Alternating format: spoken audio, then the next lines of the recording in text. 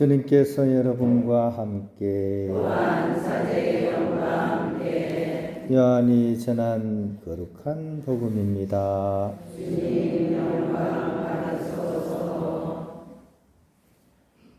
그때 예수님께서 제자들에게 말씀하셨다. 아버지께서 나를 사랑하신 것처럼 나도 너희를 사랑하였다. 너희는 내 사랑 안에 머물러라. 내가 내 아버지의 계명을 지켜 그분의 사랑 안에 머무르는 것처럼 너희도 내 계명을 지키면 내 사랑 안에 머무를 것이다. 내가 너희에게 이 말을 한 이유는 내 기쁨이 너희 안에 있고 또 너희 기쁨이 충만하게 하려는 것이다. 이것이 나의 계명이다. 내가 너희를 사랑한 것처럼 너희도 서로 사랑하여라. 친구들을 위하여 목숨을 내놓는 것보다 더 큰 사랑은 없다.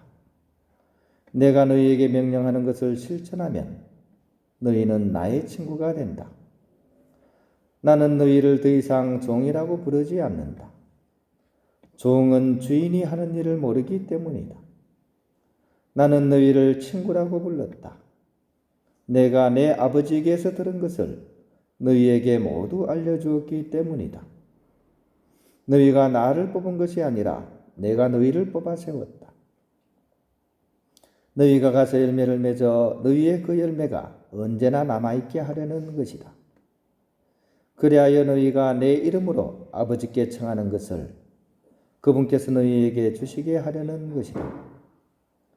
내가 너희에게 명령하는 것은 이것이다. 서로 사랑하여라. 주님의 말씀입니다. 그리스도님 찬미합니다. 평안을 빕니다. 가끔씩은 잔소리를 하는 것이 꼭 나쁘지는 않구나 하는 생각이 듭니다.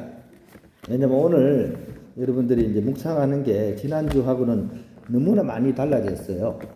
제가 앞자리에 앉아 있었는데 꼭 깔멜 수녀원이나 양양에 있는 글라라 수녀원이 온 줄 알았어요. 오늘은 사탕 까먹는 소리가 한 번밖에 안 났습니다. 묵상을 하시는데 정말 진지함이 이렇게 느껴지고, 그죠? 또, 여러분들 꼭 수녀님처럼 그렇게 느껴집니다. 사실 맞아요. 그죠? 수요일, 목요일, 성체 앞에 앉아있는 나는 한 사람의 수도자입니다. 제복을 안 입었을 뿐이지, 그죠? 평복을 입은 수녀님, 수사님이 되어서 사실은 오늘 이렇게 묵상을 하는 겁니다. 우리가 이렇게 우리 주위를 다 둘러보세요. 다 우리 정신을 흐트러뜨리는 것밖에 없습니다. 그죠? 지금도 막 쇠톱 자르는 소리 들리죠, 그죠? 조금 가면 오토바이 와다다다다 막 지나갑니다. 그죠? 그리고 막 텔레비전이다, 뭐다, 전부 우리 정신을 흐트러뜨리는 것밖에 없어요. 이 성남동에 오로지 우리 정신을 맑고 깨끗하게 만들어서 주님을 만나게 하는 곳은 사실은 여기밖에 없어요. 그렇죠? 근데 오늘 여러분들이 묵상하시는 그 느낌이 쪽 깔멜 수녀원이나 양양 글라라 수녀원 묻지 않습니다.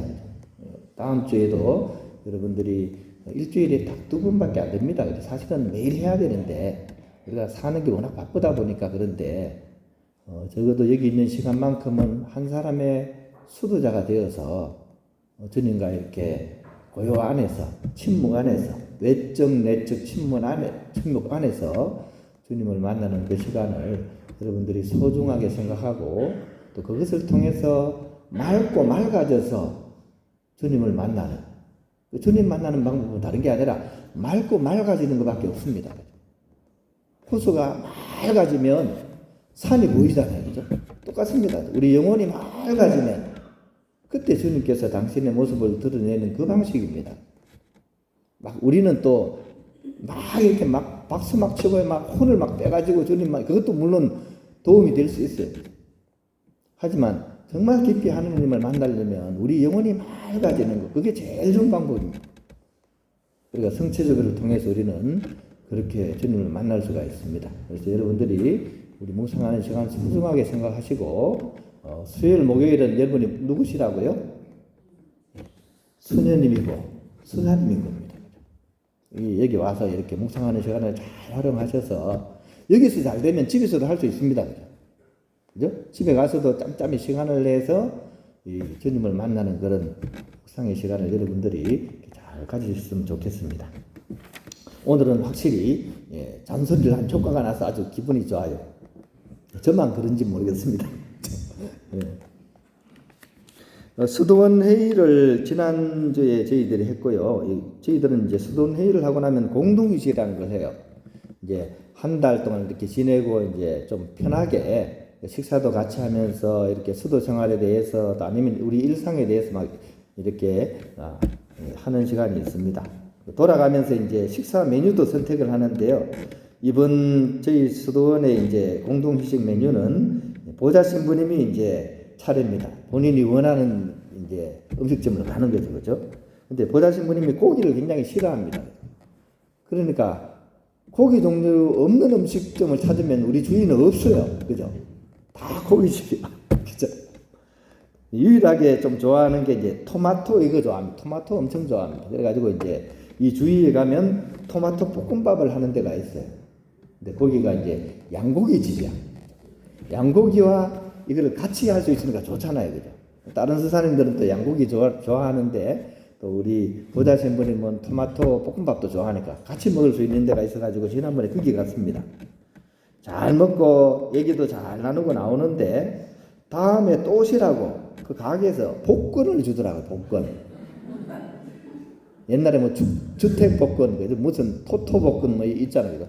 거기도 그 가게 희한하더라고요. 복권을 주더라고요. 근데 아무도 이거를 해본 사람이 없어 그때. 어떻게 하는지 몰라, 그죠? 뭐 숫자만 적혀 있는데 어떻게 하는지 몰라요. 그래서 아직까지도 제 책상 위에 있습니다. 어떻게 하는지 모르겠어요, 근데 아무튼 거기 뭐 동그라미를 쳐가지고 뭐 어떻게 해가지고 이제 당첨이 되는 것 아닐까요, 그죠? 기간이 지난지 모르겠네요. 기간 지나면 아무 소용이 없는데, 그죠? 그죠? 복음 내에도 바로 이렇게 뽑는 이야기가 나와요. 사도들의 제비뽑기 들어보잖아요. 사도들의 제비뽑기 이게 뭡니까? 오늘 독서에서 이 일이 벌어지죠, 그죠? 사도를 뽑는 겁니다, 그죠? 어떻게 왜 뽑습니까? 원래 사도가 계셨는데 그 사도가 뭔가 결격 사유가 생겨가지고 사도 한 사람이 없어진 거예요.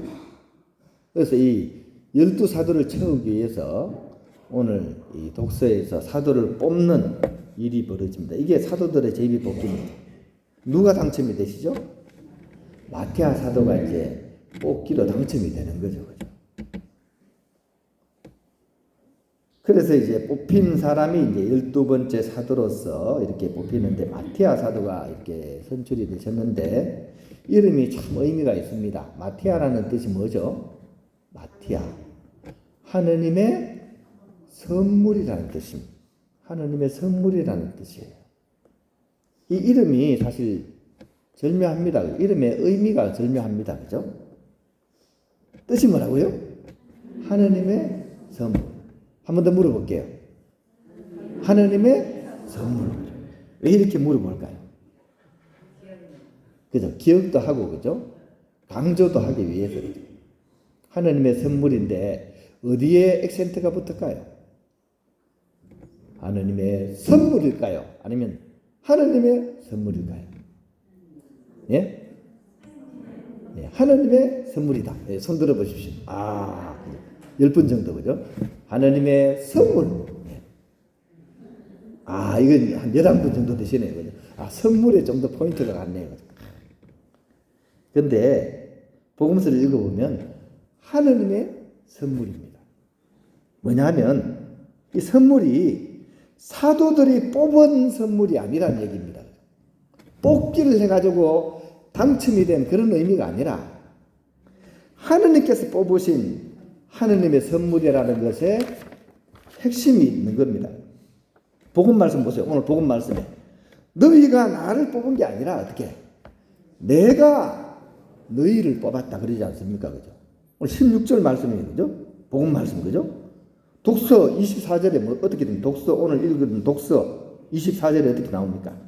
주님께서 뽑으신 한 사람을 가리키시어 이렇게 되어 있습니다. 그죠? 주님께서 뽑으신 한 사람을 가리키시어 그에게 사도직을 맡겼다. 그죠? 맞잖아요. 그죠? 그러니까 하느님의 선물이 맞는 거죠. 하느님의 선물이 아니죠. 하느님의 선물입니다. 그죠? 주도권이 하느님에게 있다는 겁니다. 이거 놓치면 안 됩니다. 이걸 주객전도하면 안 됩니다. 이게 바뀌면 안 돼요. 교회 공동체 살이에서 결코 놓쳐서도 안 되는 부분이 바로 이 부분입니다. 근데 조금만 생각을 잘못해도 삑살이 나기 쉬운 게 바로 이 부분이에요. 자기도 모르게 내가 주인 노릇하기가 쉽다는 얘기입니다. 왜냐하면 사람은 자기 본이기 때문에 깜빡 잘못하면 하느님의 선물이 되는 게 아니고 하느님의 선물이 된다니까요. 신앙 자체가 그렇습니다. 우리가 주님을 택한 게 아니라 주님께서 우리를 택하신 것이라는 것이 바로 그 의미입니다. 세례받은 이유는 다 제각각이에요. 그죠? 우리가 세례받은 이유나 또 환경이나 이런 것들은 다 제각각이에요. 하지만 그 이전에 주님께서 우리를 뽑아서 부르셨다는 사실이 그게 더 중요한 것입니다. 이걸 잊으면 안 됩니다. 이것이 바뀌면 신앙생활은 의미가 달라집니다. 신앙생활은 취미생활이거나 취미생활보다 우선순위에서 밀릴 수가 있어요. 이 주객이 바뀌면. 그죠? 여러분들 많이 경험하시죠? 그죠? 성당에 미사 참여하러 가야 되는데 어디 친구들이 개회 모임을 한대. 여러분은 어디 갑니까? 거의 대부분 개회 모임 갑니다. 거의 대부분 가요. 모를 것 같죠? 제가 다 알아요. 엑스레이 찍어보면 다 나와. 다 나옵니다. 왜 그럴까요? 악센트가 앞에 있지 않고 뒤에 있기 때문에 주객이 바뀌는 거예요. 신앙생활의 삶의 부차적인 부분이 됩니다. 그죠? 학교 다니는 애들, 그죠? 주일학교, 그죠? 이제 중학생, 고등학생 올라가면 어떻게 됩니까? 성장 나오면 큰일 나는 줄 압니다. 뭐 해야 됩니까? 학원 가야 돼요. 우선순위에서 어떻게? 밀립니다. 은근히 부모님들도 지원합니다. 어떻게 지원합니까? 나는 말이야, 우리 아들, 우리 딸 신앙은 본인이 선택하게 할 거야. 이렇게 얘기합니다. 본인이 선택하게 할 거야. 무슨 얘기입니까? 우리 아들이 성당 가는 것보다 학원 갔으면 좋겠다. 이 얘기잖아요. 물론 뭐 다른 의미로서 이런 얘기 하시는 분이 있을 수는 있어요. 그죠? 근데 대부분의 경우는 우선순위에서 뭐를 더 우선 둡니까? 학원 가가지고 세상에서 출제하는 것을 더 간절히 바란다는 이야기입니다. 근데 한번 생각해 보세요. 영원한 삶을 얻는 것은 누가 선택해요? 내가 선택해요? 영원한 생명을 얻는 게 내 선택으로 그게 가능해요? 영원한 삶은 내가 선택하는 게 아닙니다. 주님이 선택하시는 거예요. 신앙생활은 그런 것입니다. 내가 선택하는 게 아닙니다. 주님께서 선택하시는 거예요. 근데 자녀들의 어떤 영원한 삶을 생각한다면 그 자녀가 선택하게 그냥 내버려 두는 게 합당할까요? 이거는 뭐 우리가 뭐 자유의지하고는 또 다른 부분입니다. 내가 내 부모님 선택해서 태어날 수 있어요? 그건 안 되잖아요. 그죠? 안 되는 게 있는 겁니다. 그죠? 안 되는 게 있는 겁니다. 오늘 복음 말씀은 우리에게 그런 부분을 한번 성찰해 보게 하는 것 같아요. 내 삶에 그런 부분이 없는지, 특히 신앙은 나의 어떤 주도권을 가지고 하는 것이 아니라는 것을 오늘 복음과 독서는 명확하게 우리에게 보여주고 있습니다. 마티아 사도의 그런 선출되는 과정을 통해서 주님께서 뽑으셨다는 것을 우리에게 알려주면서 우리의 신앙생활 또한 그런 요소가 있다는 사실을 우리에게 아주 이렇게 자세하게 알려주는 것 같습니다. 로또 당첨보다 주님 당첨을 기뻐하는 그런 우리가 될 수 있으면 좋겠습니다. 그죠? 제 책상에 있는 로또 당첨 안 돼도 됩니다. 그죠? 주님 당첨만 되면 되는 겁니다. 오늘 독사 복음 말씀을 잘 읽으면서 우리가 주님께 뽑힌 사람이라는 사실 꼭 기억하고 바로 주님을 향해서 나아가는 그런 그분의 자녀들이 되어야겠습니다. 그렇게 하게 될 때 우리 모두가 사실은 하느님의 선물인 것입니다. 마티아 사도처럼. 그죠? 오늘 너무 길게 해서 죄송합니다.